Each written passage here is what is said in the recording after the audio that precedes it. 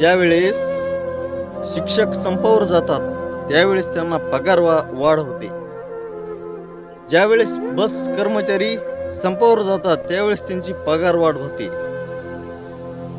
मात्र अख्ख्या देशाला अन्न पुरवणारा माझा शेतकरी कधीच संपावर जात नाही, कारण की त्याला काळजी आहे माझ्या जगाची. तो जर संपावर गेला तर संपूर्ण जग उपाशी राहील. त्यामुळे त्या शेतकऱ्याला संपावर जाण्याची वेळ येऊ देऊ नका. कापसाला 20,000 भाव द्या आणि सोयाबीनला 15,000 रुपये भाव प्रति क्विंटल द्या, तरच शेतकरी जगेल. आणि सरकारला चॅलेंज आहे, एवढा तुम्ही भाव दिला तर तुम्हाला जर अडचण आली तर हाच शेतकरी तुम्हाला मदत करेल. धन्यवाद. जय जवान जय किसान.